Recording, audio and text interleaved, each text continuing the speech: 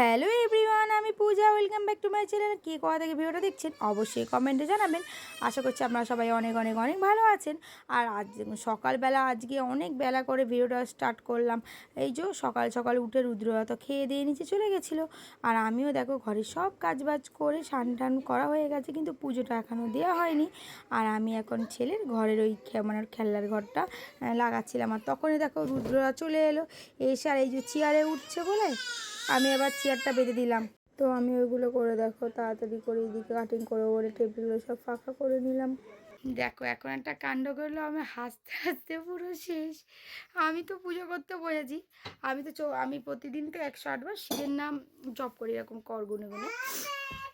তো সেই রুদ্র তো আমি পুজো করতে বসলে ও আমার কোলে এসে বসে, আর আমি তো চোখ বন্ধ করে করি। আজকে দেখি এত উৎপাত করছে, আমি চোখটা খুলেছি, ও বাবা দেখি ও এরকম বসে বসে এরকম এরকম করছে, এরকম এরকম করছে ও। আমি অন্যদিন পুজো করি, ঘন্টা বাজাই, ও ঘন্টা বাজায়, আমি জল দেবো, জল দেবে। আমি মোটামুটি যা নকল করব, আমি গীতা পড়বো, আমার গীতাটা রাখা হলেও তাড়াতাড়ি করে গীতা নিয়ে খুলে করে করতে থাকবে। যাই হোক, মানে পড়তে চেষ্টা করবে। আজকে তো আমি দেখে অবাক। আজকে দেখি আমি যেরকম দুটো হাত রেখেছি সেরকম রেখে দেখি এরকম এরকম এরকম এরকম করে গুনেই যাচ্ছে সেটাই।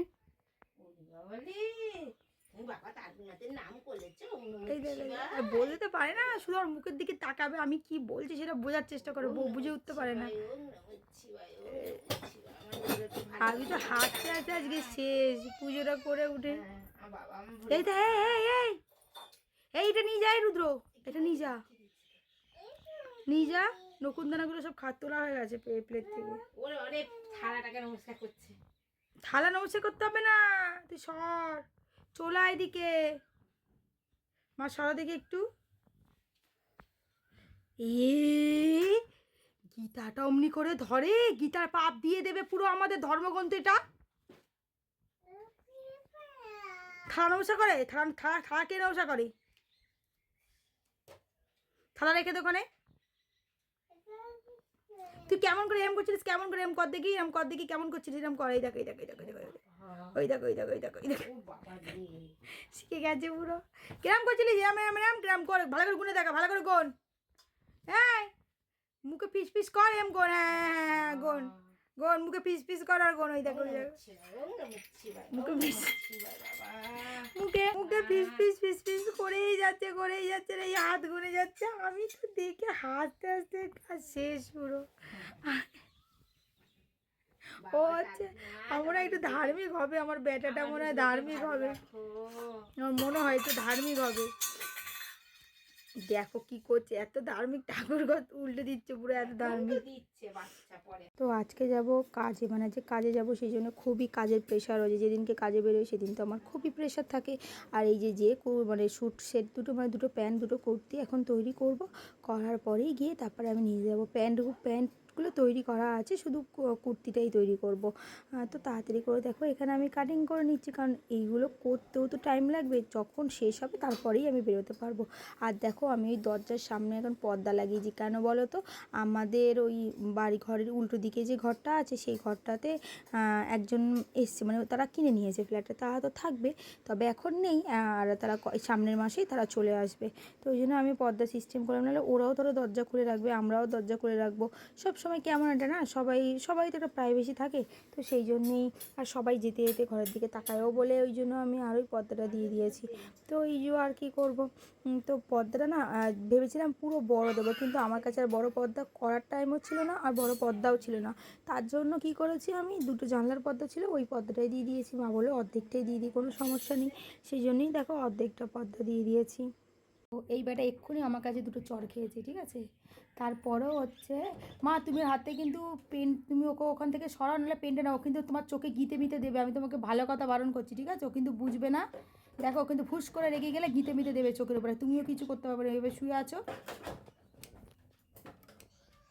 তুমি ওকে নামিয়ে দাও, ওইভাবে কেড়ো না, ও রেগে গিয়েই কিন্তু ঘুগুতিয়ে দেবে পুরো। তুমি ওকে ওখান থেকে কোল থেকে নামিয়ে দাও, উপর থেকে আস্তে করে, নাহলে তুমি উঠে যাও ওখান থেকে। তোমাকে বললাম উঠে তুমি শুয়ে পড়ে রেখে যাও। এইরকম করছে জানো, এখন দুটো চড় খেলো এক্ষুনি, তারপরেও শিক্ষায় না। আমি তাড়াতাড়ি করে এই কাজ করছি, আমি এক্ষুনি বেরিয়ে যাবো এই কাজটা হয়ে গেলেই। এই এই রুদ্রা নিয়ে যা, এটা নিয়ে যা, এইটা নিয়ে যা, এই নিয়ে যা, এনে এনে এনে নিয়ে যা, নিয়ে যা, আয় আয়, তাদের আয়, তাদের বাড়ি আয়। তুই উঠে ঘরে চলে যাও, যাও যাও যাও, তুমি উঠে ঘরে চলে যাও, ওখানে শুই দেখো না, যাও। নিয়েছিস তো, ঠিক আছে, যা একটু পরে ঘুরে আয়, তারপর দেবো, যা।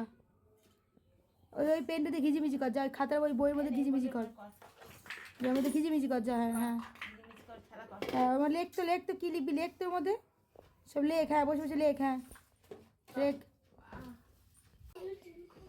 দেখো কি অবস্থা,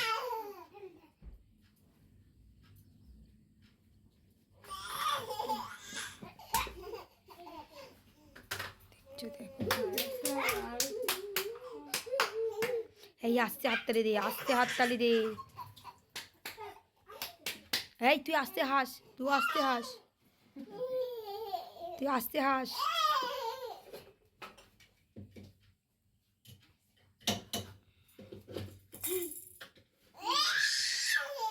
এই রুদ্রের গলাটা না হেভি বেড়ে গেছে, রুদ্রের গলাটা একদম বেড়ে গেছে।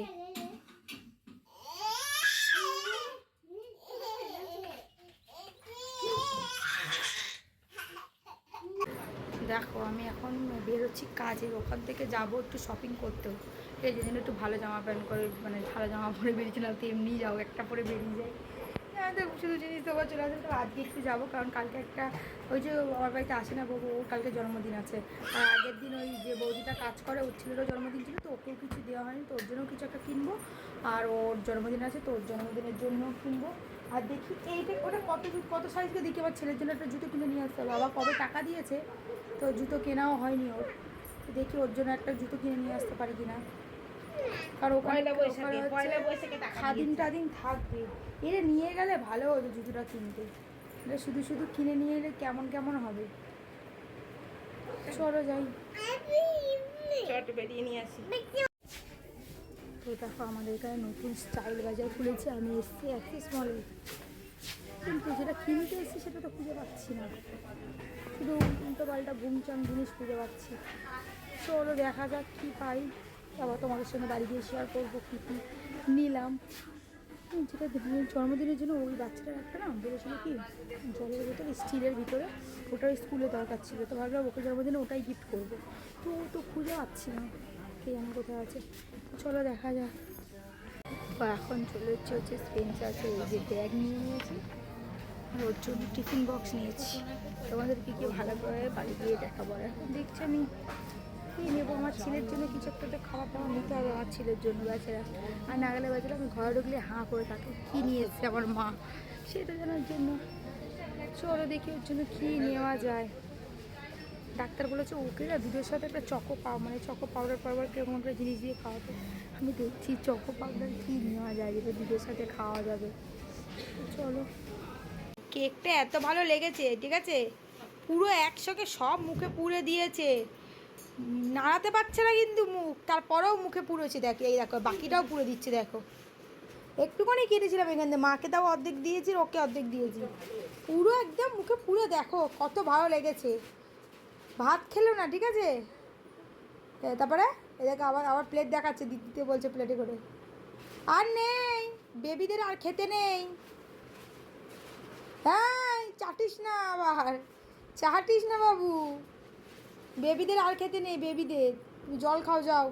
দেখো এখন আমাদের রান্না হচ্ছে বড়ি, আলু, পালং শাক, টমেটো, বেগুন, ক্যাপসিকাম, আর কি কি ছিল মামার আমার পাঁচমিশালি সবজি, তারপরে হচ্ছে রাঙা আলু, চিচিঙ্গে সব দিয়ে পাঁচমিশালি একটা সবজি হচ্ছে। তা কার কার বড়ি আলু দিয়ে পালং শাক খেতে ভালো লাগে কমেন্টে জানিও। আর এখানে এই যে আমার ছেলেটা দেখছো কি দুষ্টু করছে, দেখছো কি দুষ্টু করছে, দেখো।